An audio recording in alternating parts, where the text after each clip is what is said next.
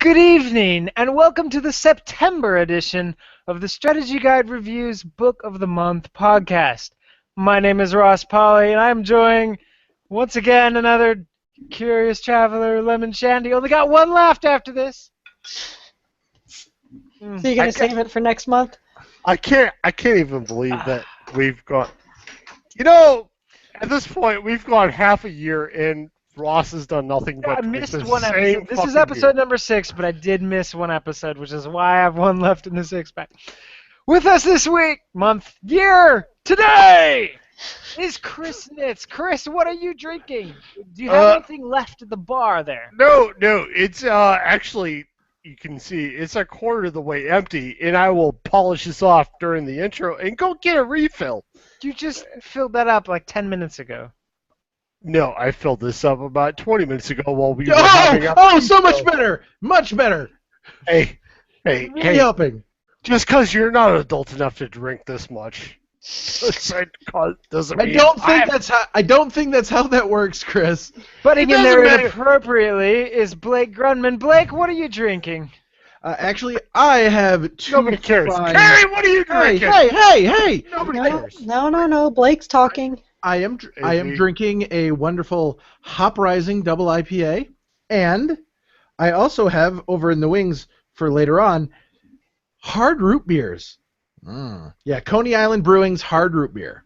So, what you want to drink at 4 o'clock in the morning on Tuesday with me?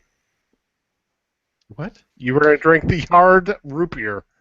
You were like, Yeah. I'll drink this at 4 o'clock in the morning. Yeah, you know, it's enough time to burn it off before I go to work. At a company that puts Carrie, breathalyzers in Carrie. cars. And saving Carrie. the best for last, we have Carrie Honey. Carrie, what are you wait. drinking? We should also make a note. Carrie, this is our last show with you for probably a couple months. So, hopefully, this is a special drink. It's not. Damn it, Carrie! No, I had some wine at dinner, and there's no alcohol in the house. What the 'Cause hell? I drank all the wine this week while I was single parenting, so... Get That some makes rubbing sense. I'm alcohol. in charge of this little human being. Let's drink. Yes! Maybe. No, Ross. You don't do that while you're caring for the human being. You do that after you've put them to bed. No. The wine came out after dinner. Holy shit! Wow, rough week. It's Because not like you have to stop carrying Hey. caring after the children Well, Once they technically go you to are bed, done carrying because them. they're asleep. no. Wake up. Carrie is pro-adulting right there. Throw fecal matter on the walls and shit. I don't know. I don't have kids. Technically, So- no. Carrie, would you like to tell us what game you brought to the table this month? Well, yes, I brought to the table this month the Vanishing of Ethan Carter. I feel like I should say to kind of go with your little British thing. The Vanishing of Ethan Carter. I've been wanting to play this game since last year. Actually, I bought it on Steam last year. Mhm. And life being the way it is, it got in the way. And I really wanted to play this game for a few reasons. One, someone told me it was an exploration murder mystery game, which I'm all about that.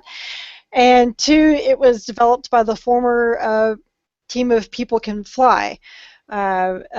Adrian can never pronounce his last name. He was the chief person behind this. Yes, he was also behind Bulletstorm, and he was the one who was behind the initial idea of Gears of War Judgment, and it's kind of weird to see that go to this. Yeah, and did they also do Painkiller as well? I think they also did Pain. I think they did Painkiller, Gears of War Judgment, and Dick Tits the Game. So I mean, and then they went to this.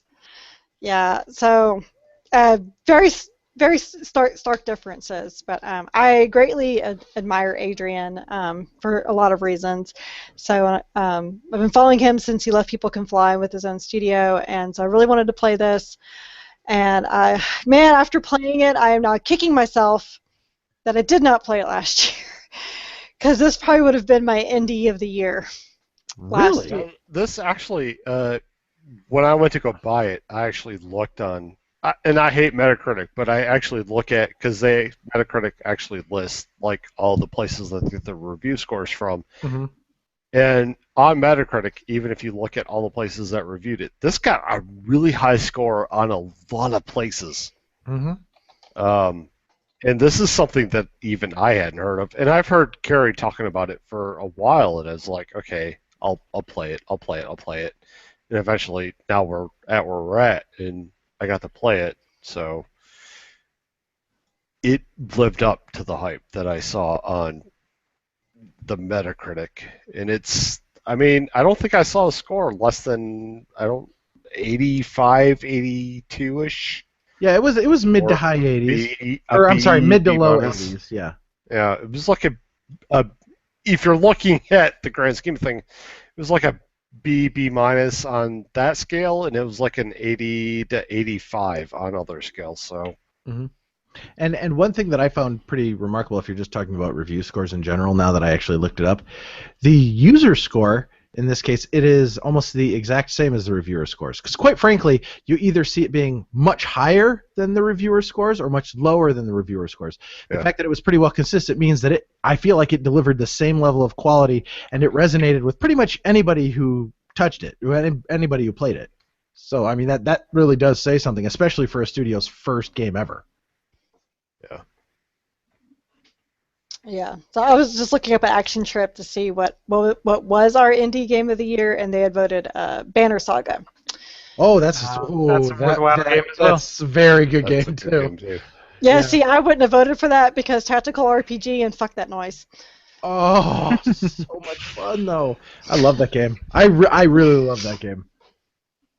So, Vanishing of Ethan Carter is a game where you play as a paranormal detective and walk into a sleepy, empty little town and try to figure out what the heck happened.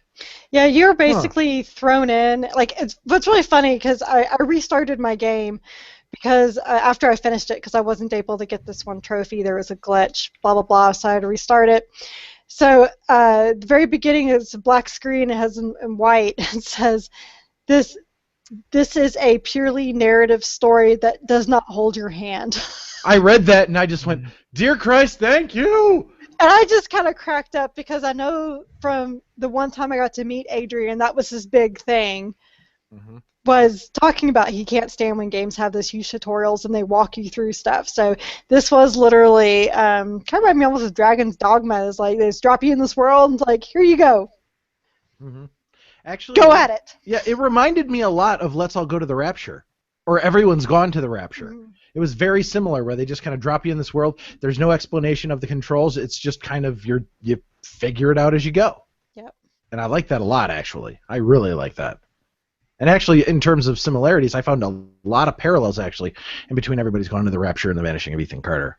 Like, I feel like they could have learned a lot, or they probably did learn a lot from The Vanishing of Ethan Carter. But yeah, no, that was nice to see that they pretty much owned it right off the bat and like, yeah, you guys, good luck. Yeah, because you're just, you're coming out of this tunnel and he's saying he knows that he's here to try to solve a mystery because he got a letter from a fan, Ethan Carter, who's been talking about some paranormal stuff, so he's going there to try to figure out what is going on. So he's walked down these railroad tracks, and you're like, okay. So, like, well, I can go over here, and I go up this hill, and a trap falls down, which literally scared the shit out of me. I'm like, blah, this is bobbling my controller. And then I took 2 other steps, another trap pops up, and I said, if I get another jump scare, I'm fucking quitting this game. Fortunately, that didn't happen until a couple days later, and so you find these traps, and it's like, okay, what the hell? Like, what demon forest is this? And I didn't really explore very much because I was so afraid of the stupid traps, and I kept hearing, like, the trees creaking. I'm, like, looking up, like, what's going to fall on my head and kill me? And then I find this train, and you see blood on the train. I was like, well, okay, now it's getting interesting. And then you see the guy with no legs. I'm like, wow, this got gruesome in a hurry. Mm-hmm. And you see the legs first. You just find his legs, and then you just see like a stream of blood that you got to follow to find this body. That was I was like, well, that got gruesome in a hurry. Okay, so he obviously wasn't killed by the weird traps that were back there. And like as I told Chris earlier this week, like when I was playing it, like I didn't find the story with that traps because I didn't really know what I was doing. But fortunately, you get to this point in the game, and then you're allowed to kind of like warp back to different areas, and I went back there and was able to find the rest of the traps to figure out this thing. You But can warp back? you Yeah. can. How do you warp around? Once you finish the game, there's a map, Oh, and you can choose. Yeah, there's a map with drawings on, and if you haven't found all the stories, you can go to those areas. Actually, you can go to any area you want. okay. But if you want to do some other exploration, so there was 2 stories I hadn't done. There was that one with the traps and the one with the astronaut. Because like I had found the little light thing, but I wasn't standing in front of it correctly to figure out that you're supposed to be pressing the different buttons. So, but like I said, like when I first did it, I wasn't really sure what was going on, but then when you start solving the murder mysteries, that got more interesting, and and it just kind of built up to like there's this horrible paranormal cult that's going on that this poor kid has somehow gotten caught up on because he likes to go play in this haunted house. And like I was telling Chris, like the way that they have you solve the mysteries, where like you find the pieces and you put them back in place, and then it kind of pieces together. You have to piece together how the story went. If you like doing that, that's what Sherlock Holmes Crimes and Punishments did. See, you're selling this game to me all of a sudden. Because I heard a lot of people that said that they liked that. I loved it. Yeah. I absolutely loved it. And that's all that Sherlock Holmes Crime and Punishments is that it's not an action game.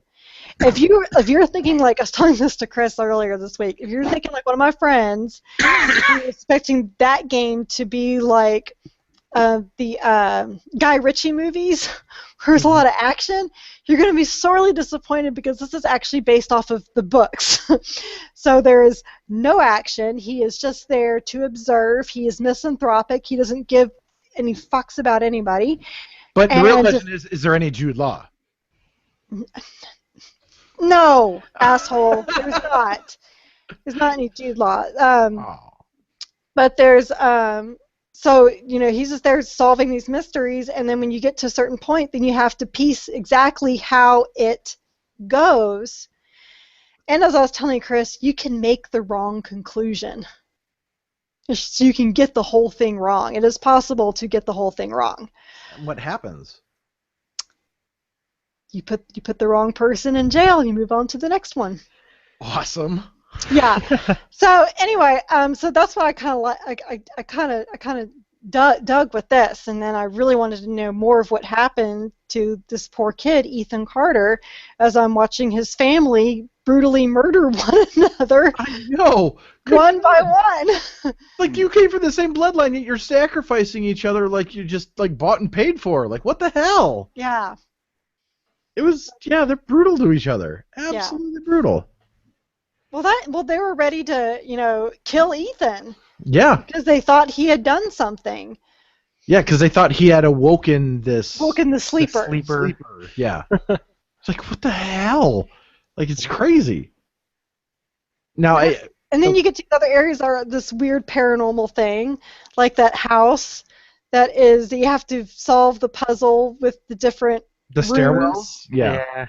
And which happened to be built just like their house, which that was weird. I was like, okay, so I'll just go to their house, try to memorize those rooms, and then I'll come back here. But that's they were like right next door to each other, weren't they? Yeah. They were like right across the street from each other. Yeah. I realized that after I went in, and I was like, this looks really fucking familiar. Then I went, oh, okay, I see what's going on here. And they were both on top of hills. Yeah. If you were really paying attention. Yeah. They were both, like, one was on top of a hill on a vista, one was on top of a hill. Not so much of a vista, but it was also on top of a hill. So they were both on top of hills. And yeah. I hated that puzzle. That puzzle took me the longest. Yeah. The House of Portals is what it was called. Yeah. Yeah. Actually, that was I don't know. I didn't have a whole lot of trouble with that one, honestly. I kept having to run back and forth between the two. I think figure out layout and Well, pattern. well, I stopped doing that because I was like, because I got the downstairs figured out. It was upstairs I kept getting confused. Finally, I was like, this is stupid. I'm not going to start downstairs because I know that. I'll start, and I know the very top floor. So let me start with the middle floor, get that done, and then I'll kind of work backwards. And that's what finally got me to solve it. But I was like I texted Chris. I was like, I finally did that stupid house. But no, I really liked how they. I feel like a game like this, it could very easily have become just like exposition, and that's it, just exposition vomit. And they found a way to take some of these puzzles and integrate it into the storytelling elements instead of the puzzle just being the roadblock in between your next storytelling piece. They would find ways to actually weave the plot line into the puzzle as you're working your way through it, which I thought was an interesting approach. Right. The other cool thing is that I didn't realize until I got to the end when you get to the map is that I realized that you don't even have to solve the murders of the family to finish the game. The only thing you have to find are all the stories that Ethan wrote, which are the stories that he wrote about his family, and he left them. He gave them to them, and they all kind of dismissed them. Just nice kid. Yeah, and there were just the same notes from the parents saying, "Hey, knock that shit off," essentially. Yes. Or, "Hey, you're being a crazy person. Stop being ridiculous." That sort of thing. Right. So like I'm reading these notes and it's like, oh, this poor kid, and then he goes to this, house, and accidentally finds this room and awakens the sleeper, and now his family is out to, sacrifice him over it, and it's like, oh, this poor kid, he just, he all he wants to do is be creative and write, and so. To me, that was really interesting when that happens. Like, okay, so it's really focusing on the stories more than solving the murders of the family members. And I remember making a joke when I got to after I finished. I think it was like when I got to the end, I saw that you could warp back because there was these 2 stories I hadn't done. And I remember getting there and going, wouldn't it be really funny if my character is just part of these stories? Oh, snap. So, but, that said, so I was right, but I was not prepared for what really happened to Ethan. And what really got me that I might be right about the whole story thing was when I did the astronaut, and they're chasing this astronaut like, first of all, ha ha ha, this is by the developer astronauts, y'all are so funny. Yeah. And secondly, he's like, what the fuck is going on? Like, what the hell is this astronaut? And I remember thinking when I was solving the story in the mine, like, what the hell is wrong with this town? Who lives here with this ritual going on in the mine with that guy who walks around that if you find him, he just comes and munches on you? Yeah. In this woods with these traps in them. And so I thought this kid was writing these stories to understand why he lives such a fucked up world. I thought he was just trying to get the crazy out because obviously this kid's got something fucked up in his noggin. Well, I was just like, if he lives in this world with these random traps in the woods, I could see where he'd want to write a story to make sense of these traps. Yeah. So that was my interpretation, and actually, when it really hit me what was going on, it was before I saw the very ending. It was when I did the trophy for the unfinished story. Has everyone done that one? The unfinished story. I know Chris has. I don't remember it. I don't remember, honestly. Okay, the unfinished story. That was the one I had to get help on because that one there's several things that you have to do. Is that the one where you find out about the father? No. Okay. It has nothing to do with the family. Oh, okay. You like the first thing you have to do is when you're following the tracks and it goes to that bridge to the house. The path deviates. If you go to the left and take that all the way down, you get to this tree stump and you pick up a grenade. As one does. Well, Yeah, I didn't do that. and then you take the grenade. And you take the throw it grenade in to the bridge river. and you throw it.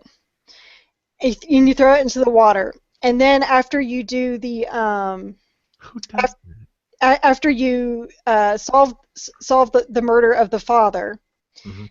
and you go through the turbines and everything, and you walk along that bank, Mm-hmm. there's a diver who is dead along the water. And you go up to him, you pick up the rifle, but as soon as you pick up the rifle, the diver becomes a tree branch. Mhm. The fuck? And I was like, huh. Because when I first saw the grenade and it said grenade, I was like, wasn't that a pine cone a second ago? So that was really This then I was was like, huh. So that's interesting. Makes me wonder, like, because I was just kind of wondering, like, how does he go in and out, like with the whole astronaut thing and the traps, and he kind of like goes. I know he's a paranormal investigator, but this is kind of weird. And I was like, so how much of this world is really one of Ethan Carter's stories, and this one was unfinished Mm-hmm. because the trophy is called the unfinished story. Mm-hmm. This was actually the very last trophy I got because Because it's not obvious. it's not because you really have to go off the beaten path, Uh-huh. and then you have to find the grenade. So once you find the grenade, you throw it. You basically go onto the bridge. You chuck it in the river, and you're like, okay, that's great. But then it's, I don't know, 5-10 minutes worth of walking around, and then you finally find the diver. And at that point, I was like, so I threw the grenade in. It obviously exploded, killed the diver, and then you pick up whatever it is that their weapon, and then you kind of continue on. And I was like, wow, this game is just It's out there. It's crazy. Mm-hmm. Well, It's like that there and was a map. well, Well, yeah. and when you're getting, near the end, of course, like, watching how the grandfather killed the brother Travis, I was like, oh, this is just Yep. awful. That's That was awful. all different kinds of fucked up, wasn't it? I mean, the fact that he ran over his legs of the train, I was like, oh, well, there you go. Now we got that with Travis and his death, and and him going down and his grandfather going up to him with the crank and it's like, Travis, don't look at me. Yep. He's beating his skull in. Like, oh, Like, okay, all right. Jesus Christ. Like, seriously, these people were from the same bloodline. What the fuck? And then he wonders why Ethan's yelling at him to get away from him. And of course, then, when his grandfather, goes to one of the people that's been stored inside the house and was like, I'm so sorry, Gail. I couldn't find any other way. I was like, oh my God. He was the one who, like, he sacrificed his wife to the sleeper and burned her in this house. And Mm-hmm. yeah, of course, and then, because after that, then you find a note where he had written to Gail. Mm-hmm. Talking to him, apologizing for Jesus Christ. what he had to do. I was like, God, this is so fucked up. Mm-hmm. Person, And again, this is the figment of the imagination of a child. but you don't know that yet. You don't know that yet. And then it's like, and then when you get to the room and you find Ethan in there and you wake him up, and he said, he's like, I found you, but it was too late. He goes, yes, it was too late. Why was it too late? I was like, that Christina. Then the map showed up and showed I hadn't finished the stories, and so I had to re-see that part again. Mm-hmm. So I get to that part, and you find out that, and then you see the whole thing of what really happened, of how his family found him in there writing his stories, and his brother's making fun of, the adventures of the paranormal detective Paul Prospero. I was like, oh, son of a bitch. This whole thing really was a story. And then when as they were arguing and his mom knocked over the lamp, Yep, and the whole place started torching. and the whole place started to burn. I remember I texted Chris and I said that ending will haunt me forever. Mm-hmm. Yep. Because it will. Mm-hmm. That will, because I know the whole time I had my hands over my face, so I couldn't believe I was watching. Because the whole time I'm like, I'm going to find this kid. Of course, I thought I was going to find him dead. Mm-hmm. Because even when you finally get to the point where you find the grandfather's body, and you start solving that, and you realize that he was shut into that room and he burned down that room. Like, well, then how did the kids survive if he burned down the house on that side? Right. That doesn't make any sense. I don't understand. And then when you go in there and he's sleeping, I was like, okay, I'm not understanding. And then, everything unfolded. So, I have to say, bravo, astronauts. That was an incredible narrative experience. Mm-hmm. I agree. I'm with you on that. Yeah, and I'm in the process of like yelling at everybody to go buy it and play it, and they're like, well, I don't have time. I'm like, no, you have time for this. You have time.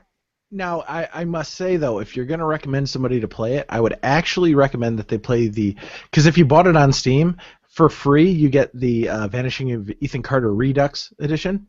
Okay. Which is actually, they have added a bunch more save points. They've tried to, they've added difficulty levels. They've also added the ability to save up. Well, the ability, just kind of more like a hint-based engine if people got confused. Oh. You have a part that says, this is a hand-holding? They added hand-holding. Yeah. But the thing was, I don't even know that was necessarily added in by them directly. It might have been by the publisher. I don't know. Didn't even notice that in my Steam library. But did you notice it now? You see it there now? Yeah, now that you've mentioned it, it's there. But yeah, so it'll show. I really don't know that I needed the save points. Well, see, I played on the PlayStation 4, so I would just put it in rest mode, so I didn't need it. So hold on, Carrie. You already bought it on PC, but you rebought it on PlayStation 4? I certainly did not rebuy it on PlayStation 4. Well, there you go. Okay. All right. I did not pay a dime for it on PlayStation 4. That is a fact. Damn it. There you go. Yep. Here I was thinking. Stole it straight from the PlayStation Network. She hacked it. Yep, that's She's it. part of Lizard Squad. She's a slimy one. Right. Very, very sneaky. But no, one thing that I did find interesting though throughout the entire portion of this game was the fact that like they really did give you just like these broad reaches, and you could very easily approach these in different orders and kind of almost get a different interpretation of what you're playing. But there was, I mean, I'm not going to say like it was 20 minutes of just free roaming, but there was significant lulls in between where you're just kind of roaming around and dicking around in the environment. Roaming around and finding nothing. Like there was, like it's one of those areas like you could go roam over in this area forever and there's nothing there. Right. It's like if you play most open world games, they give you some sort of a reward for exploring those things. They literally just say, no, this is like real life. If you go walking out in the middle of the woods somewhere, are we going to stop you from doing it? No. But are you going to get anything out of it? No. You're not going to find anything because no, there's nothing there. The only thing they stopped you from doing was going off of edges. Well, they also did have like strategically placed rock pileups and stuff like that would sometimes funnel you in a certain direction. But if you chose to just like save walk you from into the crazy woods, man in the mine who eats you. Yeah. Fair enough. Fucking stupid sea thing. God, okay, that scared me too. And I tell you what, if I had played that the day I had the other two jump scares and the traps, I would have like rage quit the game. I'm like, fuck this, I'm out. So like, I did. I got this game on a Steam sale last year and played the game for 2 hours. And after the sea thing, I was like, I'm not really into this game anymore. And didn't touch it again until it was the Book of the Month Club. See, I actually had a similar situation where I maybe encountered the first couple that you did, Carrie, and I kind of noped out of it.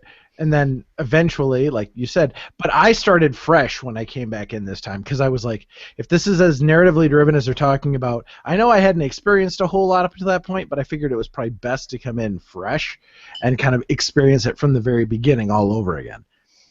Yeah, and I will say, restarting it so I could get this one trophy, I may almost play it again, even though there's no need for me to, just because you get different. Because now that you know what's going on, the narrative means a lot more. It's a little different. And I don't mean the stories, and I don't mean these stories that you find, and I don't mean the solving of the murders with what they're saying. I mean Paul Prospero, what he says as he's walking through, because he'll say things you're just like, all right, dude, whatever. Whatever. But after going through it, it's like, Yeah. oh, okay. Yeah, they make more sense in the context of the Yeah. information that you know later on. You're Like- like, oh, now I get it. Right. Does it comment like about the dead not knowing that Yes. they're dead Right. and not, being able to tell you what happened or anything about death? Oh yeah, and just one more point to what you were saying there, Carrie. Yes, there were instances where you hear like his self-narrative in his head, and you just go, "All right, whatever the fuck you're saying, buddy." Through your first playthrough, there are just things that aren't even that in your face, like that you would sit there in the moment that you're first playing through it and go, "All right, whatever," and just move on. And the second time, there's that epiphany. But there are just like little subtle nuances to the storytelling that you'll realize as you're playing through it that second time, where you'll see almost it's just shy of taking a look at the camera and giving just a big old wink, where like if you didn't know what you were looking for, you wouldn't have ever noticed that. But once you actually know what's going on, all of a sudden it makes a whole lot more sense, and you can see the puppet strings a little bit more. You know what I mean? Mm-hmm. But it was really, really cool. I can't even begin to tell you how much I enjoyed this. Thank you for making us play it, Carrie. Well, I had to get this off my sack of shame somehow. Thank you for forcing me to play a game that I bought and probably would have never had the time to play otherwise. I appreciate that.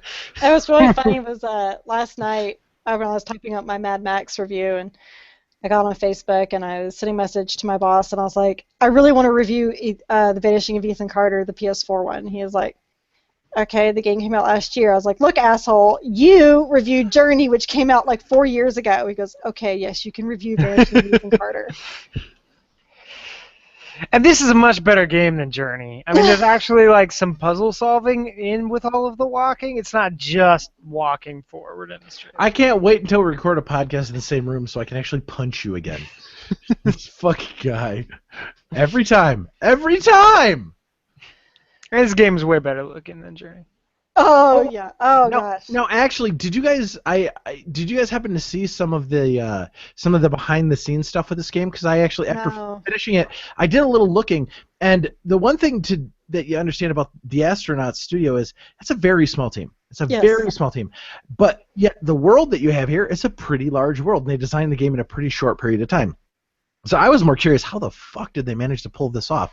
And actually, I hate to say it, but there's a really interesting feature that they have up on Polygon where they're talking about the game design that they used with this game, and they used what they call photogrammetry, where they literally went out into real-life scenarios and they would take a bunch of pictures from different angles of the same objects, and they would then scan these photos in through software, and they would analyze it and find points of geometry and things like that and do the math. And they were literally taking photos, and that was what the game environments became. They were literally just photos that they digitized into the game world through Unreal Engine. It doesn't even look digital. It looks real. That's what I'm saying. Yeah. And it allowed them to be able to design these environments and put together these things that if they had to pay an artist to do and go and design all this, and I'm sure they probably still had to have artists go in and touch things up, but they were able to get a lot of the stuff that they would traditionally have to pay immense amounts of money in order to do. They go out there with a digital camera and be able to capture these images and let the software do the work for them in order to design these environments. They look at a scenario and just take a picture every 10 degrees and then let it do the analysis of all the different photos and have it design an area in Unreal Engine based off of those different photos and just have it completely fleshed out. I saw that, I was just like, that is fucking amazing. Just amazing. And that explains why a small team was able to produce a game that had this level of detail. Because, I mean, shit, they've only been on their own for like, 2.5 years? And they made this game in pretty short order, like 1.5 years, something like that. So, I mean, just that level of detail. I mean, I get that they're Unreal Engine wizards because they've been doing that since before I can remember. But, I mean, nobody's that good. Nobody's that good. Yeah, I mean, actually, it's really fascinating. One of my screenshots is my new desktop wallpaper. Mm-hmm. That's awesome. That's really cool.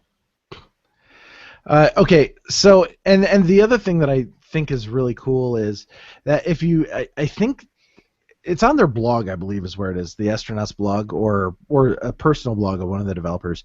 They really chronicled a good portion of the development process from start to finish. And you know, I'm kind of a nerd for the back end, the development side of things, but just kind of getting that glimpse behind the camera and then being able to see how that translated into the actual game itself, that's pretty cool stuff. Mhm. So if you are going to sit down and play the game, if you haven't already, I would highly recommend taking a look at this stuff afterwards, because you can kind of connect the dots and kind of see how that whole puzzle comes together. It's pretty fascinating stuff. Yeah, yeah. This, Mhm. I don't know what to say about this Mhm. this game, because this was really one of those, like, yes, it's an indie game. Yes, I know it got, critical acclaim, but so did this War of Mine, and this War of Mine depressed the fuck out of me, and I hated it. So, you I know, still haven't played that game. I want to do that. uh, Should you I do might it? like you might like it. You're a masochist and you hate yourself. So, Thank you. yeah, you may enjoy a game that just tries to depress the fuck out of you. 'Cause I'm pretty sure that's what the purpose of the game is. Mhm. But Well, it's not exactly covering any uplifting topics, that's for goddamn sure. oh no, and it's like the more that you try to make things better, the worse things get. And I was like, man, if I wanted to feel bad about myself, I would go play Oregon Trail and have everyone die of Yeah. dysentery. Well, I mean, the worst part is that Ross and I both know somebody who lived through that whole conflict during that era, and so when you see that this stuff, it's like, fuck, I knew somebody who actually went through. I mean, not directly the elements of the game, but kind of the scenario surrounding it. Killed kids for food. He did that. It was so sad. Hearing him talk about it. He doesn't like to talk about it. No, the whole tearing flesh from the bone thing gets a little weird, But he did say it tastes like chicken, so interesting fact. He fried it, so everything. well. All fried food sort of tastes the same. Fair enough. Kentucky Fried Flesh makes sense. No, oh my God, it was right there. What? KFC, Kentucky Fried Children. Oh, well, I wasn't gonna go there. What the fuck is the matter with you? Perfect. It was right there, lined up. This perfect joke. Miss. Nope. Chris, Nope. Chris, did you like the game? That's right. Chris hasn't said a word in like 25 minutes. I very much enjoyed the game, actually. I know Ross has said, like, it was, look at this pretty leaf, but when I first started playing the game, It was a pretty fucking leaf, man. It was, man. It was fucking gorgeous. the thing that I found was that I couldn't help but explore the world, because it was just every time I would go find a new place. Yes, there was a crime scene I had to go investigate, but I would put that aside just to see the vistas that the game had provided me, because they were so. And I don't know, I think I have 12 screenshots now that I shared off of the PlayStation Plus onto my Facebook my Facebook profile, because I was just like, oh my God, this game is just fucking gorgeous. Yeah. The story kind of pulled me through, but there was so many times where it's just like, I'm gonna wander over here and just kind of look off into the ether of the world, and it would just provide me with so many great screenshots. And I found you were that approaching it from a photographer standpoint, where you're like, holy shit, look oh at yeah, this stuff. that's exactly what was happening. Was that I was approaching, like, just the world. I was approaching it from the photography side of it, because I was like, they have provided me so many screenshot opportunities. But then the whole, because let's face it, Chris is drunk every night, and Again, not something I would be bragging about, but shut up. So, I would explore the area and do my screenshots, and then all of a sudden I'd get really intrigued as to, okay, I need to solve this crime mystery, and I would get very just in depth with, like, okay, so here's all the stuff that I've found, because obviously I had been exploring the area, looking for screenshots, because I was just like, this game is just too gorgeous not to just screen cap. But then I'd also be like, okay, so I need to find all this shit that's going on with this murder, and I'd find all those, and then I found myself very much like, okay, so here's all the stuff that I found with the murder. I need to just very much analytically figure out all the little screenshots as to, what the murder is. And to me, it hit so many points. Like, not only could you wander around the world that they made just absolutely beautiful, not, they hit the whole golden hour as far as the sun is setting or rising. I don't know how it is in this aspect, but you have the sun in a specific location. It comes through the trees in a specific way. There's just enough fog to make it interesting. You could do all the screenshotting, and then you could tackle the whole murder scene, and that kind of happened, throughout I think it was like 4 death scenes, 4 death scenes, or murder scenes, or whatever you want to call it, but sacrifices. So I would be like, I would wander around, see all the great shit, and then solve the whatever mystery was at that location, then move on to the next one and just continue doing the thing. So my Facebook profile, when I actually started playing this game, is nothing but screenshots, because I was just like, this game looks absolutely amazing. I was playing it. I was having a really good time. I understand that when we were trying to set this whole podcast up, that I was like, this was a waste of $20, but at the end of the day, this was the best $20 I spent in a game in quite a while, because when I finally finished the game, and I've completely, I can't say platinumed it because there's no platinum trophy, right? But I've done all the trophies as far as the PlayStation 4.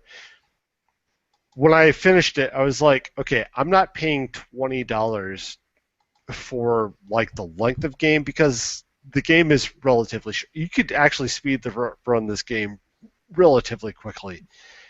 But if you were to actually just roam around the world, see all the shit that they have done, see all the vistas, screen cap that all, I was like, I didn't pay $20 for like a 50-minute story. Right. I paid $20 for the world that they have constructed. And by the end of the day, I would say I spent, I don't know, 2.5 to 4 hours maybe. I can't That's really... a pretty big window, Chris. It has a big window, and I can't really tell you how much time I really spent in it. I can't tell you I got all the trophies in the one single playthrough that I did of it. I can't tell you that I started at about 9 o'clock at night, and I think I finished about 11:30 at night. And I was like, oh, look, the sun is over here. What is over here? Oh, wow, this vista is amazing. Oh, the sun over here is great. This fucking House of Portals puzzle is dumb. If you annoying. be cut from the game, burn it with fire. So I would say though, Chris, to your point, that does kind of almost feed into that photogrammetry thing that we were talking about earlier, how they used photography to actually design that world around them. Because most likely, at least I would assume, this isn't the developers that went out and did this. It was probably a whole different team of folks. Hey, that, by the way, Blake, quit fucking with your goddamn camera, please. What? What's that doing with my camera? You're constantly fucking with it. Just leave it alone. Oh, okay. Anyway, they probably didn't have the developers go out and take those photos. They probably had like paid professional photographers, and they probably were setting themselves up for these scenarios where they had these beautiful vistas, and that's why you have such a beautiful world. I wonder if they had sent them out and the surroundings that they were trying to work with, if they weren't so beautiful, if it wasn't so vivid, that if we would have gotten as beautiful of a game as what we ended up with. Well, if you paid attention, you'd also notice that it all happens within a specific time frame. Well, right. From the if you're going with the photography standpoint, it happens within golden hour, which is about an hour and a half. So everything that you're experiencing happens within about an hour to an hour and a half because the sun is in a particular spot. The colors and all that other jazz. I just couldn't stop taking screenshots because I was just like, this game is gorgeous. The story kind of pulled me through. I very much, and when Carrie and I talked about it earlier on the SGR coffee break, she kind of pointed out a couple of other games that I need to play because I was just like, I very much enjoyed the whole exploring the world, but then you kind of deduce the crime scene, and that was really kept me going through the game. Was I would come up on the crime scene, and I was like, okay, here's a crime scene, but I'm going to wander around just because I want to see all the little vistas and all that other stuff. And even the mine shaft, the graveyard, the House of Portals, if you just wandered around, there were so many screenshot opportunities. And I want to pull this off my PS4 because just sharing them to my Facebook feed, they lost a lot of quality because Facebook does what it does. But at this point, I'm just like, there are so many great. The flash drive is your friend, man. The flash drive is your friend. I'm so going to do that because this game was just beautiful, and I want to go back. And it's not because I want to go because I've already completed all the trophies. I just want to go back and get some more screenshots because the game is so gorgeous. It's pretty. It's so gorgeous.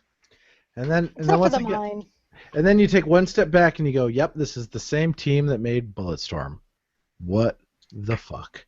Well, I can see what game too. No, I'm not criticizing it. I'm just saying I understand why.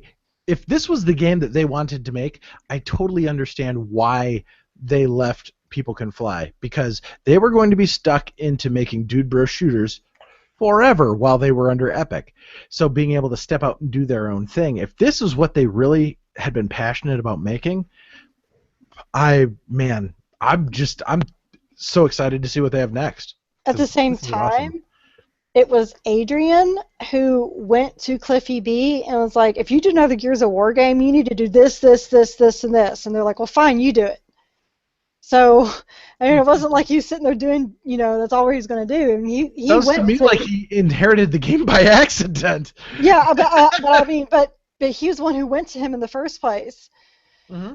And then, from what I played of Gears of War Judgment, it was nothing like what Adrian talked about at E3. So. Well, he didn't. He also wasn't there to see it finished either. Mm-mm. So you get what you pay for, unfortunately. And when the person who's there, who's the brain behind it, disappears, then good luck. Yeah. But either way, I think. But Adrian has always been very big on narrative. Mm-hmm.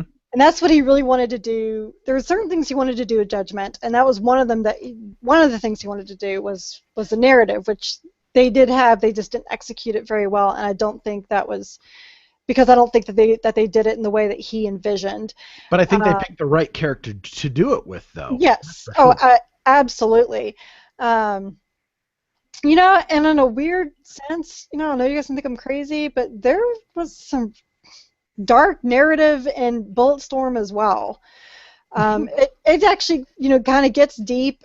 If you got to get past all the dick tits talk and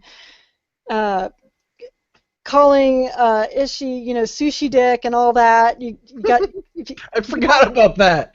Oh, that's amazing. Or you're gonna kill your dick. Yeah, that's awesome. Yeah, I think one of my favorite lines from the whole thing is when they came out of the water and she said, "But you still smell like sun-baked asshole," and he goes, "That's funny. That's Ichi's cologne." Yes. But if you dig through all that and you kind of peel the onion to learn about why Gray is what happened between Gray and I forget that colonel's name. I don't remember. Yeah, but what happened between them? What happened to Ishii? What happened on that fucking planet that was just so messed up? Yeah. And at the very end, after the credits are rolling, the dialogue that happens there, I mean, there was a lot that kind of went on, but behind the scenes. So I mean, but it was told with kind of like a dude bro tongue-in-cheek approach, where it was like, unless you were actually looking for that, you would have completely missed it behind all of the dick and poop jokes. I don't think that lessens the narrative at all. Not at all. I'm just saying that. Yeah, like what you're saying, like he's been doing it for a while. It's just, unfortunately, just by virtue of the genre and the type of game that he was working in, you almost had to disguise it a little bit. You know what I mean? Or sneak it in there almost. I don't even think it was really snuck in. I think the way it was delivered was actually genius. Okay. Because he had all this dialogue, and it was, yes, it was all ridiculous. But the character had become ridiculous. I mean, Ichi talked to him about how he was a drunk. And, so he was an angry drunk. So, yes, he's going to have ridiculous dialogue. And Trishka was super angry. All the time. So I think that they had that whole thing just to be like, yes, they're super angry. And so they say these stupid things, and they're always yelling at each other. And maybe part of that was to get, the boys all into the game, but I also think that was part of his character development, to keep that there, because the darker stuff was right underneath it. And you're giving me this look like I'm crazy, but I don't, Carrie, I don't disagree with you. I just think just maybe that we might be overthinking it just a smidge. I do think that there are genuine elements that were there. No, if I would have thought that, yes, I'd be overthinking it. I'm being like my 11th grade English class who's finding symbolism in the fucking whale, the water drops in Moby Dick. But, just from talking to him at E3 and hearing what he was talking about narrative and how important it is to him and how he tried to incorporate this and that, I'm like, you fucking knew what you were doing in Bulletstorm. Like, I'd like, well, what if this was really, really, really what he meant? But I think he really did. Okay. And again, you've had that conversation, we haven't, so I guess I can't really draw context from that. But I think he had to present it in a way to get Cliffy B to pass on it, because... Oh, well, right. Because, Cliffy B, as much as I'm sorry, Cliffy B, like, you do come up with good ideas. Gears of War is great and everything, but... Man, when you say you want to come up with, the perfect game, and your idea is a arena shooter, sorry, And then he's all like, everyone says I'm dude bro. Where does everyone get the dude bro? I'm like, Well, dude, bro, have you seen your games lately? Right. He's like, in the dictionary where it says dude bro, it's got a picture of Cliffy B right next to it. Is it the douchey one of him where he was like 19 and just like in this nasty velour looking suit? I love press images where I see that picture of him like as this douchey little 19-year-old kid in like just this goofy looking purple black velour suit, and he's just kind of like it was like, oh hey, all right, that's something. I mean, granted, now he's in his mid-40s and he's a grown-ass adult, but at the time, it's funny because I see a lot of people use that picture as his press image, but I also think that a lot of people, just judging by his games, think that he's that guy now. Like, that is Cliffy B right at this moment, because it's kind of like the embodiment of his games. You say he's a grown-ass adult? He may be 40s, but he's not a grown-ass adult. Okay. I mean, all right, fair enough. I'm just saying, like, in the sense of growing up as a human being and getting older, he is a grown-ass adult. Yeah, he's just not a grown-ass mature adult. Correct. You can be a grown-ass kidult, but yeah. But I mean, in that case, that's there's nothing wrong with that. But I will say though that especially after playing The Vanishing of Ethan Carter, I think that certainly adds a lot more credence to what you were saying about Adrian, where he definitely had ambitions that were beyond dick tits. He wanted to try to do something different, and he wanted to try to do something that was more ambitious storytelling-wise, and I think this is perfect evidence of, if this is what he had simmering, I would have loved to have seen what they could have done with Gears of War Judgment with him at the helm for the entire time. That would have been friggin' right. But unfortunately, we would have never gotten this if that had happened. Most likely, no. Yeah. So something else that's going to... I reviewed the soundtrack for this game back when it first released, like a while ago, and it's a really good soundtrack. It really, really is. Mm-hmm. But to now have played the game and go back and listening to it, I can't. I'm so fucking creeped out, man. You can't separate yourself from the cutscenes that went along with it? No. Because now I know. I'm just like, this is where you... Yeah. Now I understand why the title of this piece is Legs Are Gone. Well, I kind of figured that was pretty upfront there, Carrie. Don't be like that. People name things for symbolic reasons all the time. It's just like, well, that's interesting. Legs are gone, okay? And then when you play the game, I'm like, oh no, seriously, his legs are gone. Yep. Ironically, had a walking baseline, but no, you're totally right though, and actually. Again, this is another thing that I found where it was just kind of like a parallel with Everybody's Gone to the Rapture is there is it's almost like the music, like in this game especially, and again I also draw this back to Everybody's Gone to the Rapture is there are 3 characters in the story. The character that you're playing, the character of Ethan Carter, which you encounter from time to time, so actually 4 characters. The third is the actual environment that you're working in, and the fourth is the music, because the music is a very important tool that they use to set the mood and kind of provide context as to what's going on. And in that respect, beautiful use of music. I think it was great. Mm-hmm. Mm-hmm. So no, I'm completely with you. Is that on Spotify, by the way? Mm-hmm. It's on iTunes. I don't think it is. You should buy it, and support them. Carrie, I normally do, but I like to, just listen to it again on Spotify just to make sure that it's something that I want to listen to 100 times over before I spend my money on it. That's all. It's good. It's good music. I guess if you hate the developers... He doesn't want to spend $10 on a soundtrack I probably like, but he'll buy, a game he doesn't like 3 times. No, don't be that way. No, I will. I got good parallels going on. He likes Spotify so that way he can go ahead and donate his bandwidth. No, do you know why I like Spotify? That's what Spotify does. I like Spotify because that's what I can actually use to listen to music at work. That's why I like using Spotify, because otherwise I have no way to listen to music unless I'm listening to it on my iPhone. Oh, well, you could actually buy the soundtrack and put it on your iPhone and call it a day. It's true.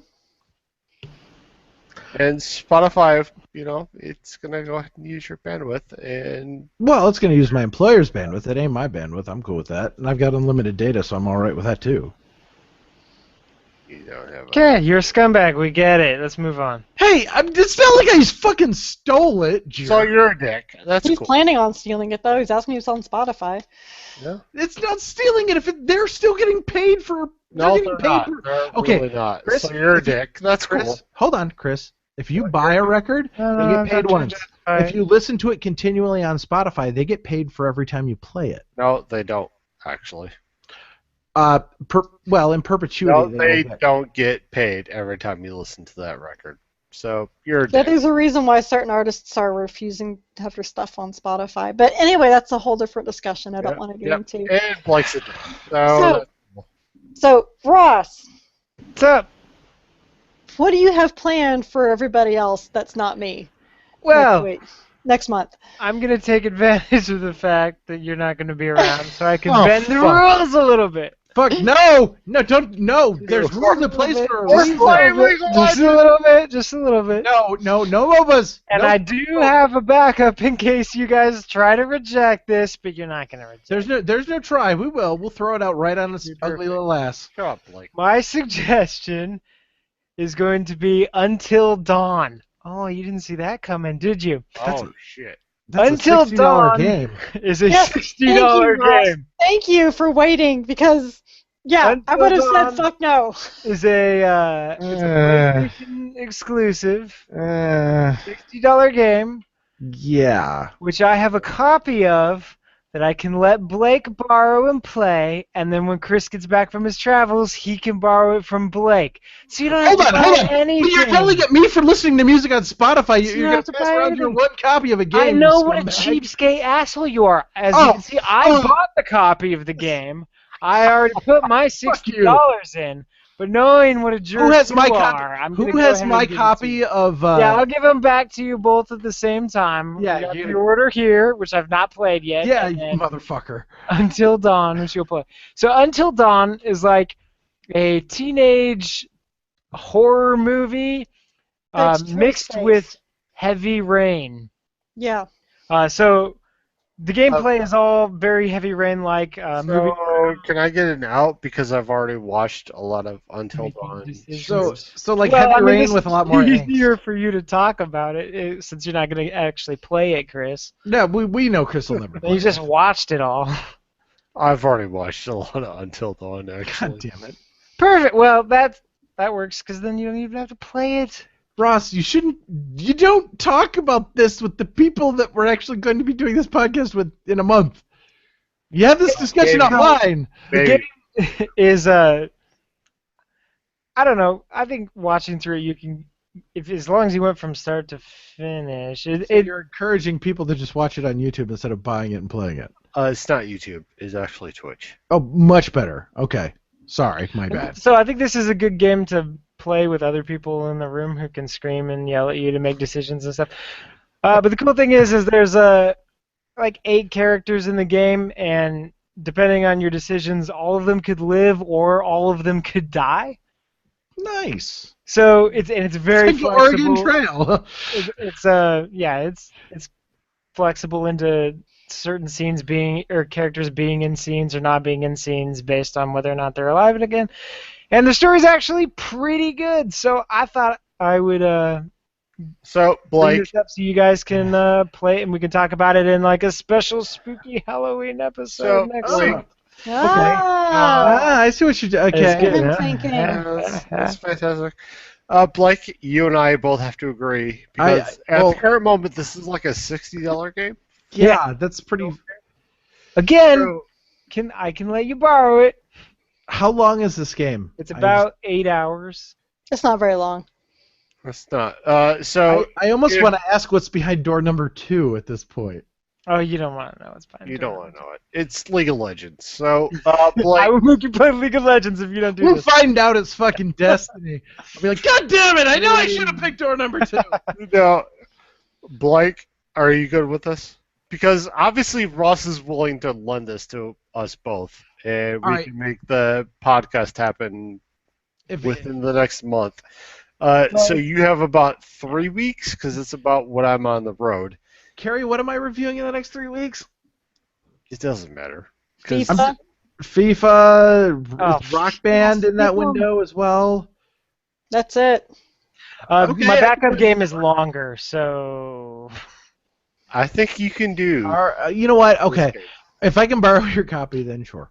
What is what? I want to know what the backup game. Yeah, I is. want to know what's behind door number 2. Just I'll get it to you this weekend, and then how?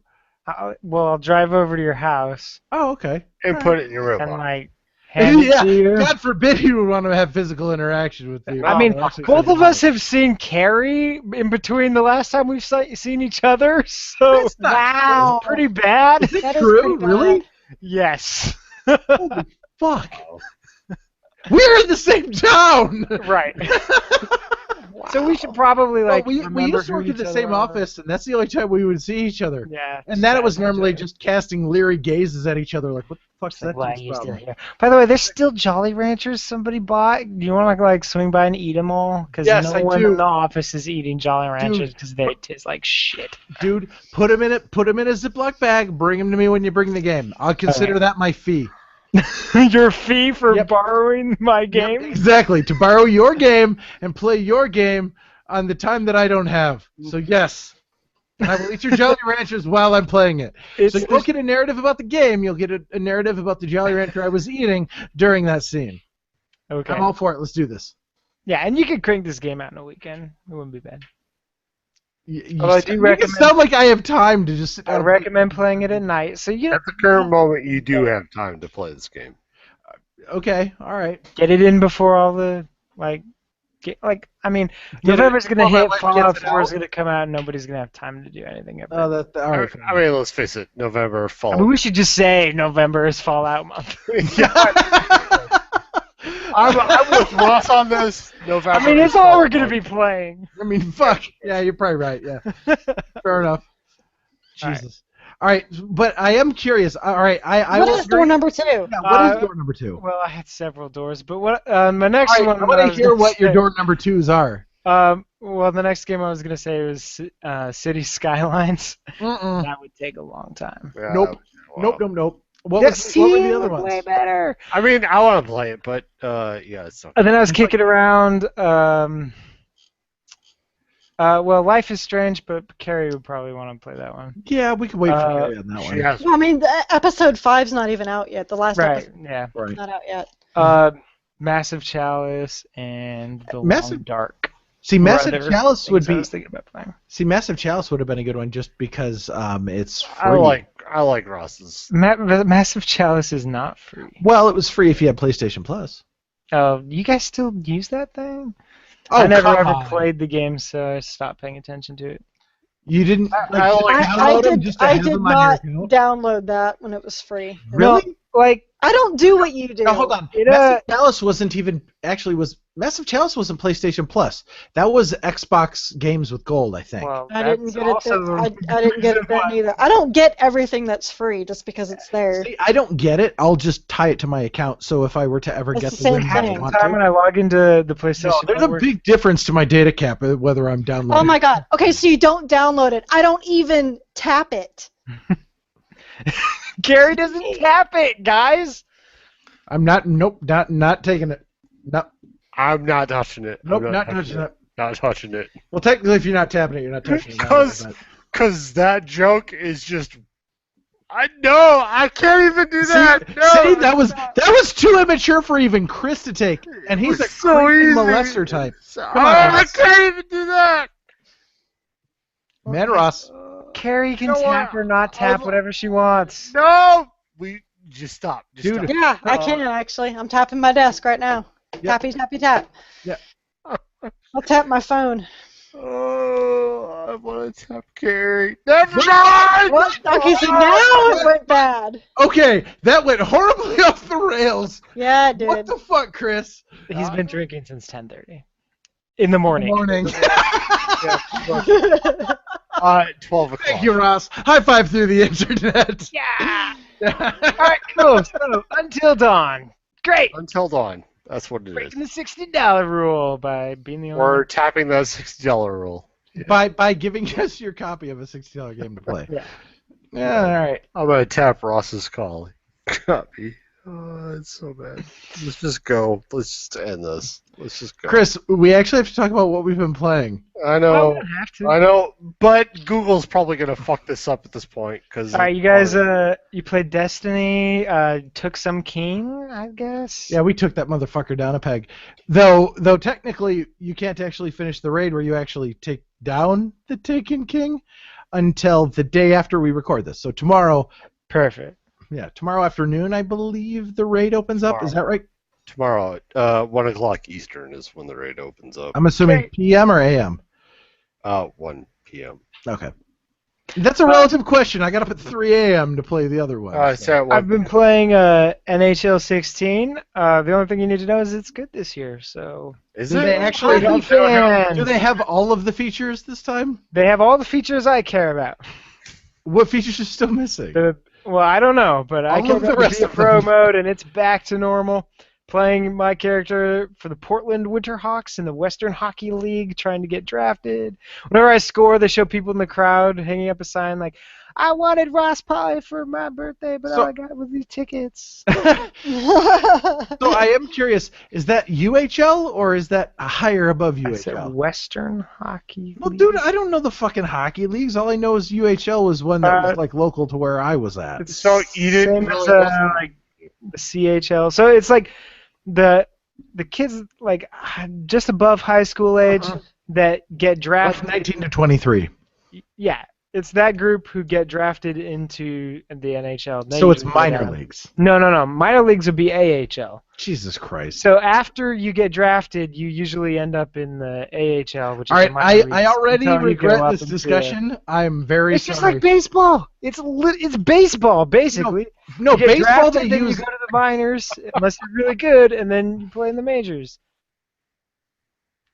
But like the minor league has it, like the major league teams have minor league affiliates that they stick all the drafted players. Yeah, but you see, baseball they use A, double A, triple A. That's pretty self-explanatory, as opposed to like 77 different leagues that they all have affiliates in. Well, there are different areas of the world. There's more than just America that play hockey, so it's hard Just to. because you don't understand it, buddy, Baseball doesn't is mean- like. Chris, this is not a time where it's really okay to jump on. Great, the but bandwagon, really the most important thing is what Carrie's been playing. So let's talk about that. Yeah, Carrie, what have you been playing? I've been playing a lot of Mad Max. Okay, so your review. By the time we post this, your review My should be review up, is right? already up. Oh, it is. It's already up now. Yeah, by the time we post this, Yeah, well, that's it'd be yes. live. I didn't know because I know you were working on it yesterday, so I wasn't sure if it had went up yet. Yep, it went up this afternoon. Okay, so what did you give it? I give it a 7.8. Okay, all right, so it's solid. Yeah, It's a good game. Has issues, but it's definitely an enjoyable experience. I don't know if it has issues per se. When I think of issues, think of like, game-breaking bugs or glitches or whatever, Mhm. or bad gameplay. And the gameplay is very solid. It just there's not much about it that's innovative. It borrows from a lot of different games. Like the open world element of it is a lot like Infamous, where you have all these different regions that you need to clear out by doing all these things, which, Assassin's Creed does that, Far Cry 4 did that. So if that kind of open world is not your thing, you're going to hate this. I mean, there's different types of open world, and that's just what this one happens to do. The hand-to-hand combat is very much like Batman Arkham Asylum. I'm listening. So it's about, hitting, your powerful attacks, your counters, your parries, and dodging. You do have a sawed-off shotgun with you, which is a one-hit kill, but ammunition is actually harder to find than water. So if I accidentally shot off my gun, I got really pissed because I didn't know when I was going to find ammunition Because that's a good reason to fire off ammunition. So until I finally built up my strongholds, that every time I went to visit them, I could get automatic ammunition replenished. Mm-hmm. But even then, I think that my shotgun, it never held very much. Mm-hmm. So I only used it when I really had to. The best part of the game is the car combat, that is the unique element of it. I mean, the story is not really there, but as I was trying to explain, is that really the story is that he's trying to survive in this world, Mm-hmm. and by surviving is by helping these strongholds try to get out of underneath the thumb of this warlord. And anyway, so he has this car built for him by this guy called Chum Bucket, because apparently creativity for names went away with the water in this world, because everyone has the worst names ever. And so he builds this car, and this car has a sniper rifle on it, and it has a harpoon, and the harpoon is the best thing in the whole game, because there is nothing like harpooning drivers out of their cars and then running them over as they're hurtling towards your car. Awesome. It just never gets old. Penny Arcade did a great comic about it, talking about how that's the best fishing game ever, and it's true. It is. I think we need to defer to Jen Bozier on that, but yes, it is. Right. It is the best. The comic is hilarious because he's it's a fishing game. He's yes, how to harpoon people out. It's just like Jesus, and he says he's the fisher of men. I'm officially a fisher of men, and that's kind of how I feel. It's yep, I'm getting him out. I'll pry off I'll harpoon off the car doors if they got too much armor, and then I can get the asshole out. I mean, Chum Bucket in the back's going, shoot their gas tank. I'm no. I don't know when I'm going to get bullets again, but the harpoon is free. Mm-hmm. That's a good point. The fact that it almost it it encourages you to use that almost exclusively, Yeah. right? Yeah, it's actually easier to find ammunition for the sniper rifle than it is for the for the shotgun, because you actually use the sniper rifle a lot. Although I started using the harpoon, when I upgraded my harpoon enough, instead of shooting down the sniper towers, I would just harpoon them and pull them down. Well, that's one way to handle it. Because, if you get the harpoon leveled up, upgraded enough, and the car upgraded enough, it can handle doing that. And That's so, awesome. yeah, I mean, it's fun. I mean, if you're looking for something that's really deep, if you're looking for a Vanishing of Ethan Carter, you ain't gonna get it. I mean, it is Mad Max, but this is probably the first game that I've ever played with a vehicle that I really enjoyed driving. And I was nervous about that the most, but the driving is important. You cannot go around this world just walking around. It's impossible. It's too big. And the other cars will run you over because they have no fucks to give.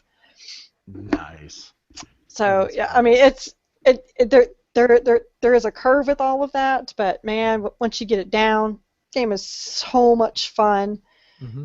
I mean, and I also have like an OCD personality, so this type of open world appeals to me because I'm like, oh, I'm just driving down. Oh, look at that! There's a scarecrow. I gotta go take that down. Oh wait, there's a blip on that radar. Excuse me, I'm gonna go over here and see what that is. You should never play Red Dead Redemption then.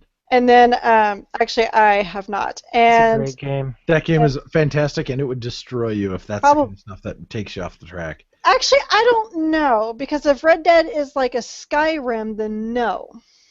No, not really.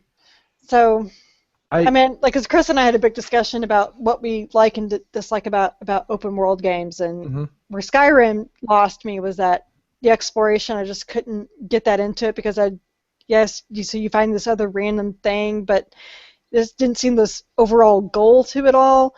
Whereas, like, with Mad Max or with Infamous, clearing out this one area, it makes life a hell of a lot easier for me and levels me up and gets me all these other things. And I just never found that with a game like Skyrim and stuff like that. Carrie? I don't mean to keep beating this drum, and I know I've been saying this since the EvilCast days, but there was a game that did that long before any of those guys. Crackdown. That game, by the way. Oh, you just know.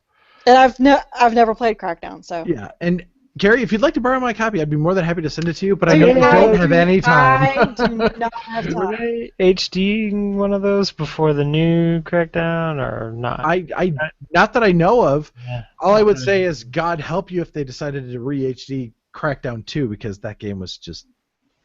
Not good. No. They decided to take everything that made Crackdown fun, remove it, and then add in zombies. Perfect. Oh, yeah, the perfect next-gen sequel. Yep. Sounds terrible. No, I do not have time. But all I will say is this: if you like that, and if they are sticking true to what they've been saying about Crackdown, the new Crackdown game, since like essentially before they were even talking about it being an official thing, is they said that they were going to do a new Crackdown game. They wanted it to be very reminiscent of the first one. So if you like that sort of thing, then you like being a super-powered badass. Yeah. This sounds to me like the next Crackdown game might be right in your wheelhouse. So, just kind of throwing that out there. Could be. It very well could be. I mean, so much fun. I love that game so much. Yeah, so I know that probably none of you guys have any time for Mad Max. The only one I've really pushed it on is Chris, just because I know he likes the driving, and I know he would just love, harpooning people out of cars too. Yeah, he really likes sticking it to him.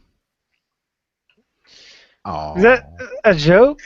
No, just a statement. Wow, I just watched that joke just drive right down. That wasn't a joke. That was just amazing. That was amazing. You're misinterpreting my statement. That's. Wow, you should not talk, because it just walked right down the street. That jogger. I'll be here all week. Try the veal. And one thing I think I will say about Mad Max is that they really nailed the environment in that, because I had to have a full glass of water nearby because I was constantly thirsty. Really? In that game. Yes. Did you watch the movie? No, I've never seen a single movie. Really? That was great, because our coffee break, I put the Witness Me, and she was like, Witness Me?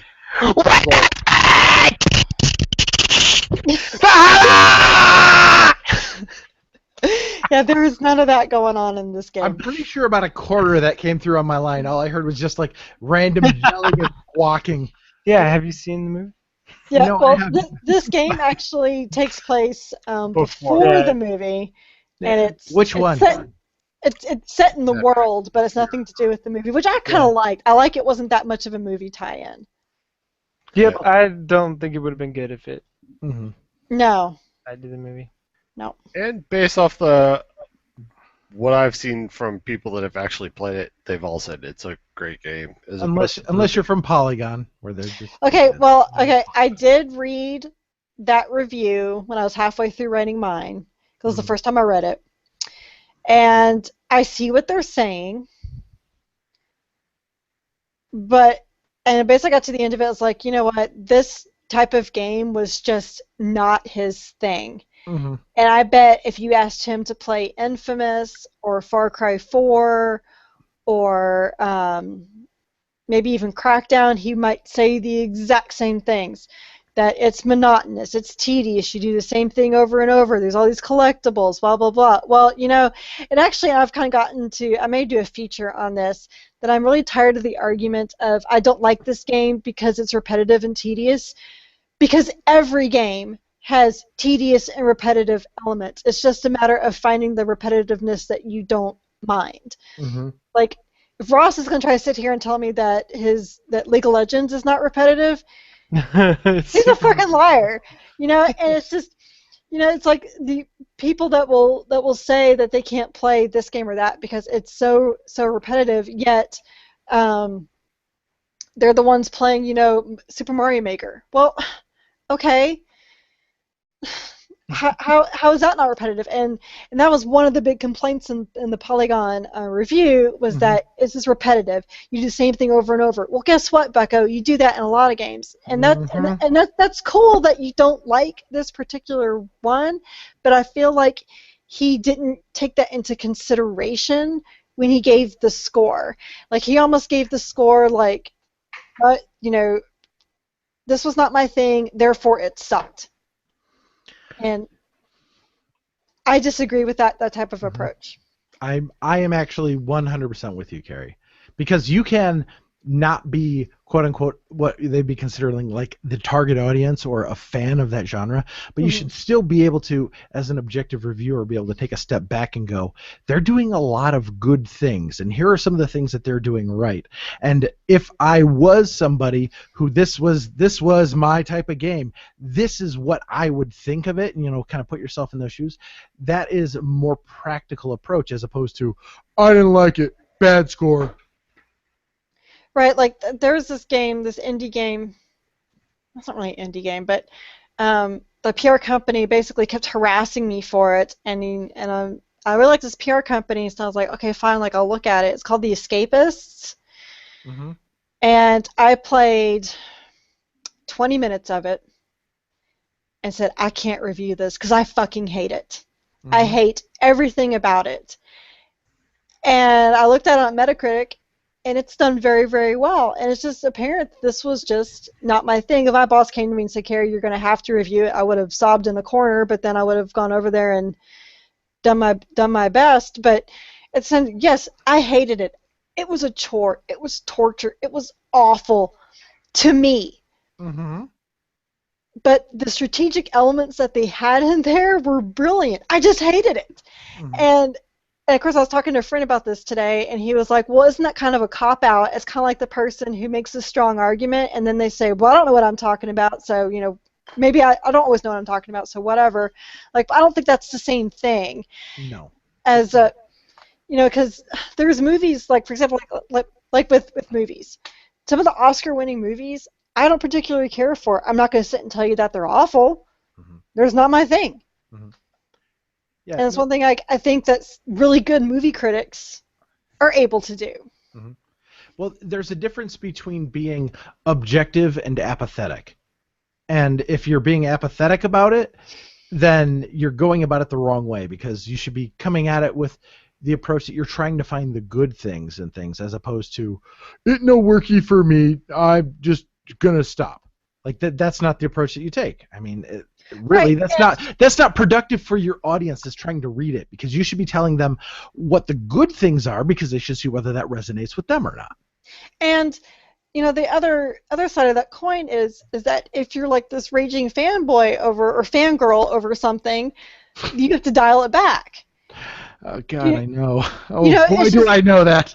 I mean, it's just like you think this is like like I had to do it with Assassin's Creed Unity, because like I loved it. I was so hardcore. I loved the story. This was so great. It was so awesome. But then I was like, okay, but where are the problems? That they're there. You have to discuss them. And then when I started writing, I was like, okay, now I see this. So I was able to dial it back. Otherwise, I'd have been like, oh, best thing ever. Begging, I wouldn't have ever given it a 10. But,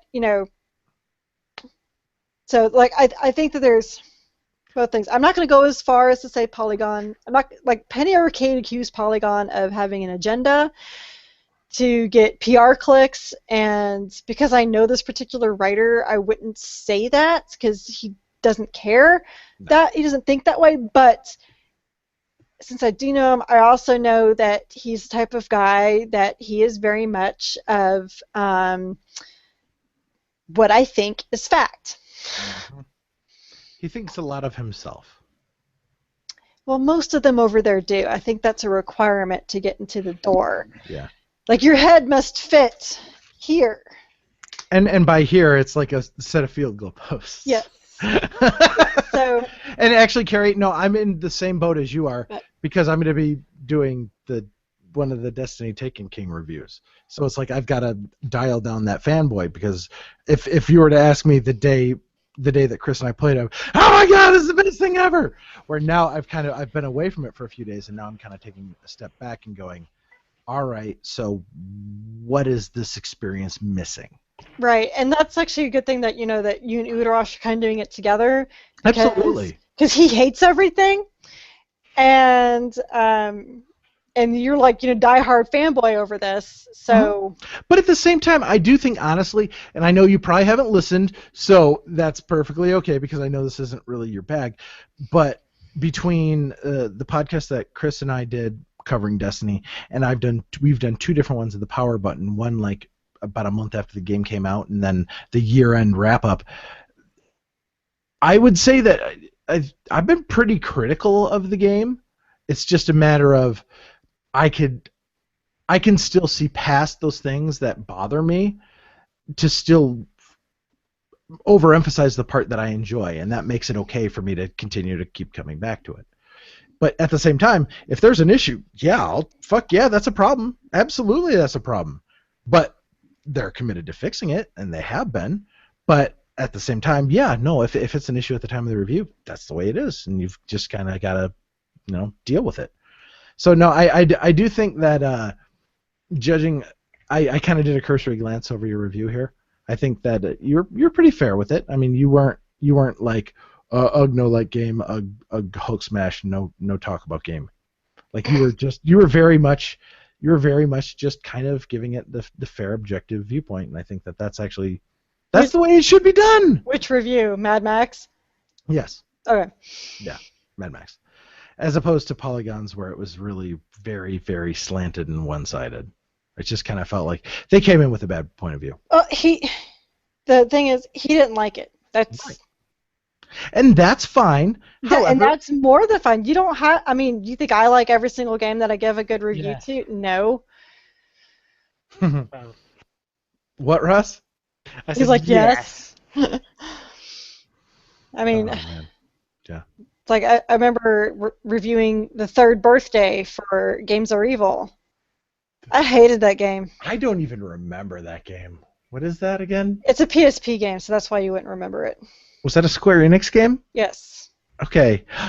Yeah, you were the one. You actually were in contact with them to get that one, I think. Yeah. Yeah. You got that one through your own personal contacts. Yes. All right, I do remember that now. Yeah, I reviewed it. I hated it. It was, but I saw that the mechanics that they had were sound. Mm-hmm. Nothing was flawed. The execution was good. I just personally hated the game. Yeah. So, and that's okay. You can hate a game and still give it a good review score, if there is redeeming factors for it. You just gotta take a step back, and it's not about you. It's not about your experience. It's about the overall experience that everybody's gonna have. But anyway. Well, that was serious deviation on topic. So. Damn. But yeah, so Mad Max is cool, and you get a harpoon, and you can stick dudes with it. Great. You also get a Thunderpoon. Game of the year. Thunderpoon? It's called a Thunderpoon. Things go explodey when you throw it. Alrighty. Thunderpoon. Yes. That's all you need to know. I'm sorry. Thunderpoon. Thunderpoon. They couldn't have come up with any better name than Thunderpoon. No, Dude, that is the best. The guy in the back of my car is named Chum Bucket. Okay? Best game ever. One of the gang leaders, it's a woman. Her name is Pink Eye. I mean, I'm telling Jesus. you, no one has like the main warlord. Do you want to know what his name is? Sure. Scrotus. Nice! Which I'm giggling every single time. It's like you must take down all the Scrotus insignias. I'm like, okay.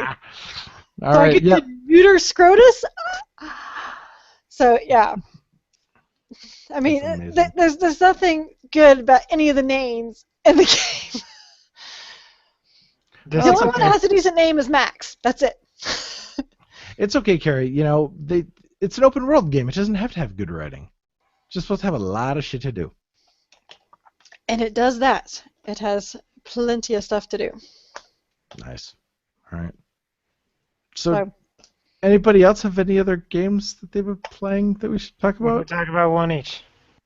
Did you guys talk about Destiny I was already? about to say, Chris and I didn't even get to talk about Destiny. Talked about it for like 2 seconds. Man, Yeah, it was great. I've talked about Destiny so much this week between my podcast with Udrash and then Chris All and right, I Chris- talked about it. And Chris, should we just give him a break and give him a pass this month?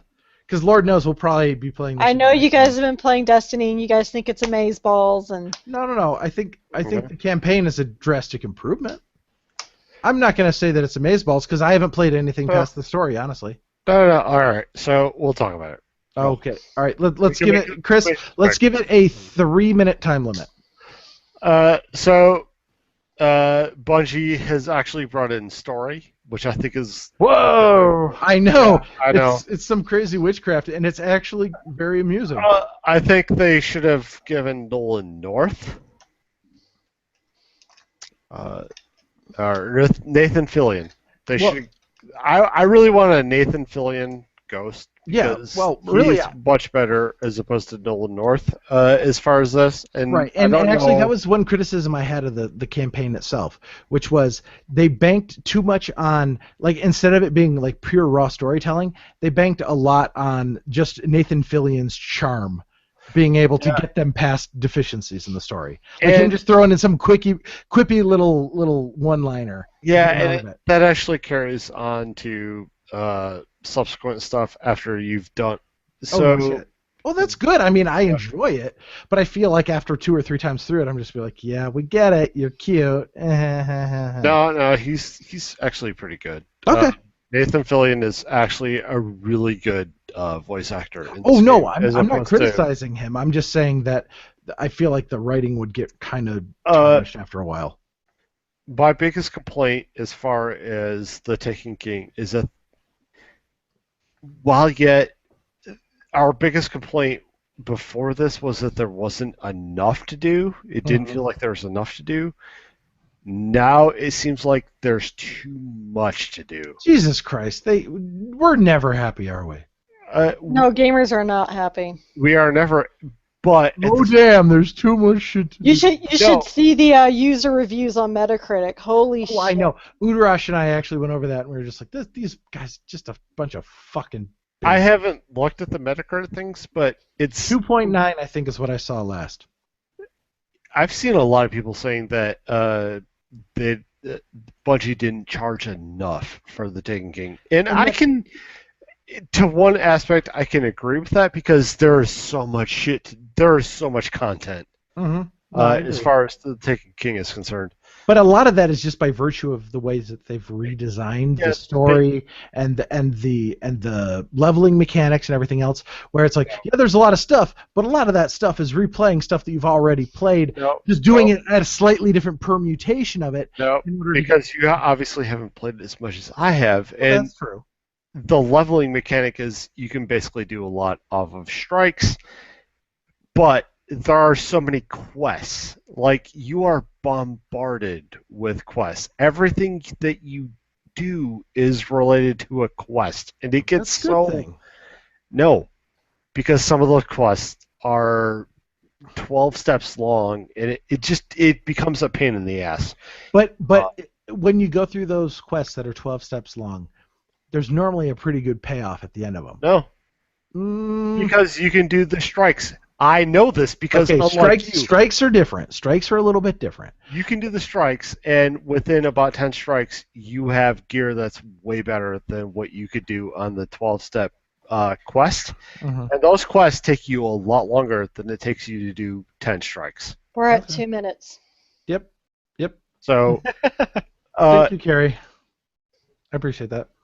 To me, they've done a lot. They've done a lot to refine the experience, and I don't know what it's like to start over from like a level 1 or from a kindergarten and start all over.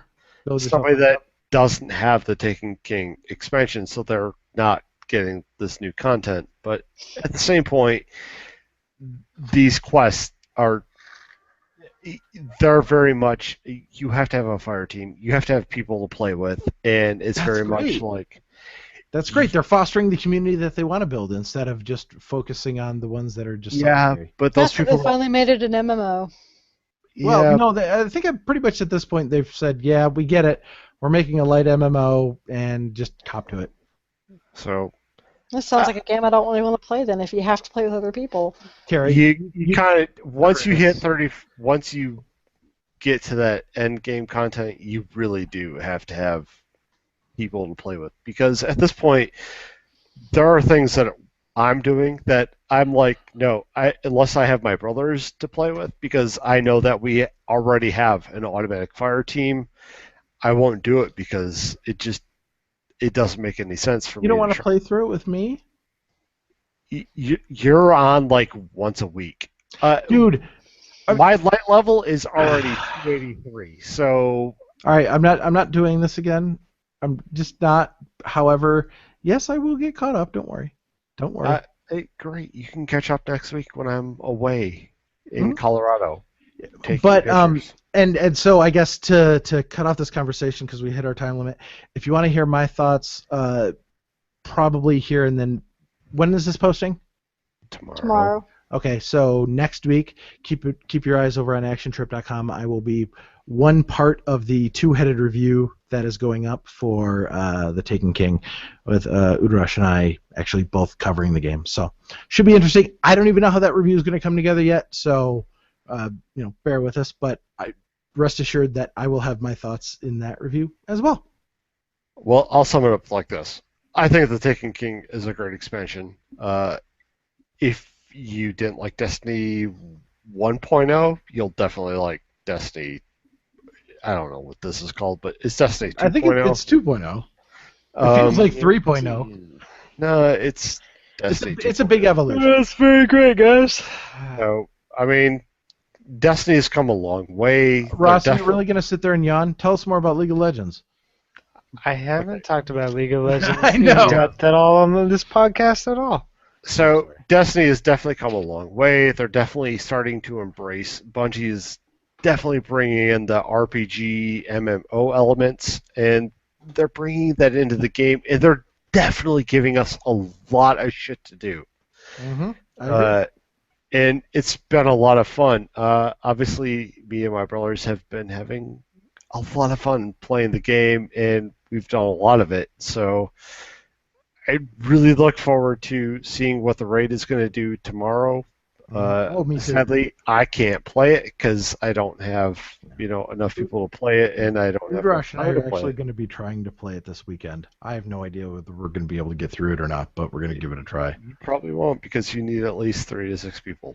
Oh, I know. I'm going to be pulling him in with the fire team that I normally play with. I've already got it all lined up, so hopefully we'll be able to get all 6 Good of luck. us. Y'all need about light level 290, so good luck on that. Yeah, I know. Like I said, I got some work to do.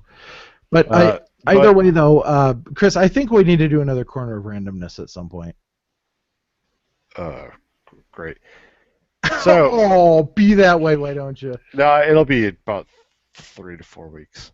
So, that's everything we've been playing. Well, what about Russ? I talked about it a NHL. long time ago. Oh, that's Right after the first time we talked about Destiny. It was so long ago, I completely forgot about it. Sorry. Yeah, weird. Wait. Okay, so everybody's done talking about what they're been playing, right? Mm-hmm. Mm-hmm. Mm-hmm. Let's take a moment. Carrie, Hmm. I want to say thank you for being here Mm-hmm. for the past, I don't know, what is it, 4 episodes now? 6 episodes. Come 6 on, man. episodes. Come on. So, this You is can our... tell, right? Shut up. So, no, shut up. So, Carrie, Jesus. we're going to miss you for the next Yeah. couple months because you will not be here Mm-hmm. until basically spring rolls around, at least for What? like Blake, Ross, and I. It's 2 months, man. Spring. No, I won't be Spring, back you're- till January or February. That's not spring. That's still That's very winter. essentially spring. Okay, I maybe mean- where Carrie lives, that's spring. But By for the us, time no. by the time February rolls around for us, we're getting into that point where it's like melting. What freezing, Iowa do melting. you live in? February. No, Yeah. not so much. February is when like all the Okay, snows- well then we fuck got you it. two. Go ahead and send us out. Ross is finally backing me up for a change. Go ahead and Weather, send us bro. out. No, send us out because I was trying to do something nice, but All right, fuck you. go ahead, Chris. So, Go ahead. No, go ahead. What do you I got? was just saying that I'm gonna miss Carrie because I'm she's gonna not miss gonna Carrie be here too. for the next 2 Well, months. Chris, you and I are still podcasting because we podcast during the day. So. Oh, I see I how know. it is. I know. I understand that, but like I won't have Carrie here to, shit on Blake. But apparently, Oh, come on. You got Ross. You're perfectly capable. so this is our You're fine. last. This is our last SGR book of the month with Carrie for the next few months because she's going to be away. Because Sean, her husband, is going to be away, protecting our freedoms and all that other jazz. Thank you, by the way, Sean. Thank you. I do appreciate what Sean is doing. Yep. So we owe Carrie and her family a lot of thanks because of the sacrifices that they're going to do. And, when she comes back, we will welcome her back with open arms and all that other jazz. But it's going I to be think the big sacrifice is going to be my sobriety. Hold on. You got to be sober? No, I won't be sober at all. That's the sacrifice. If you So really, you're sacrificing your liver. if you watched her Facebook feed, it's basically once the kids go to bed, Carrie's going to drink a bottle of wine and call it a day. So Yeah, and then she's just going to post on Facebook during that time. Yeah. It's a good time. But It's fun. Carrie won't be around for the next, I don't know, couple months. Yep, I'll be. Yep, January, February. Not sure yet. Okay. So we're going to miss her. It's going to We love be you, basically Blake, Ross, and I. Sorry.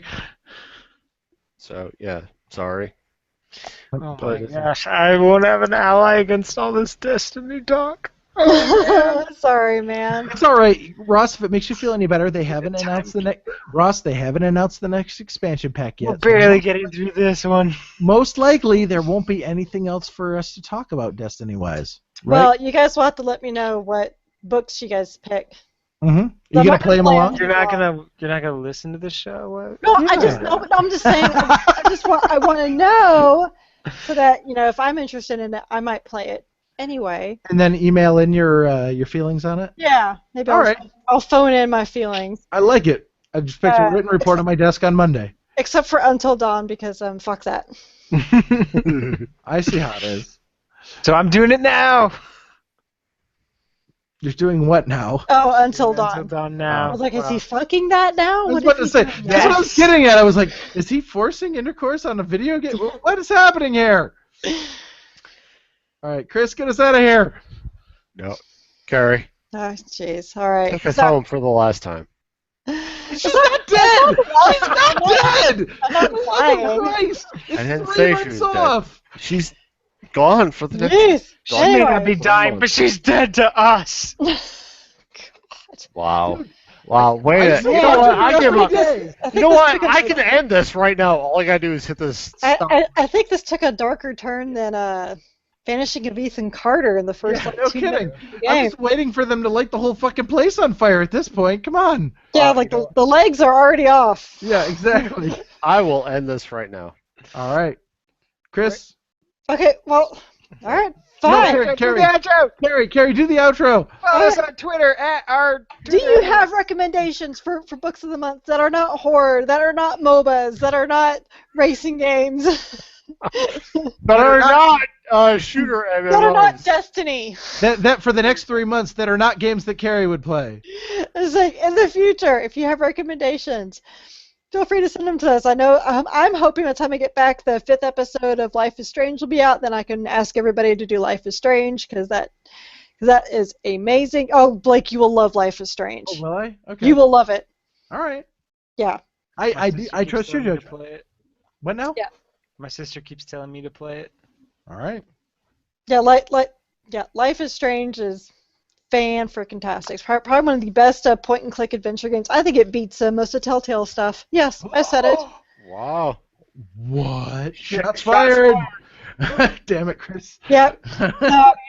We'll see after the 5th episode comes out. They got one more episode. They could fuck the whole thing up, but so far it's been rather amazing. Mhm. Anyway, your recommendations, you can email those to me at strategyguidereviews@gmail.com. You can follow all of us at Twitter. Blake is at Grundy the Man. Ross is at Greedy Raven.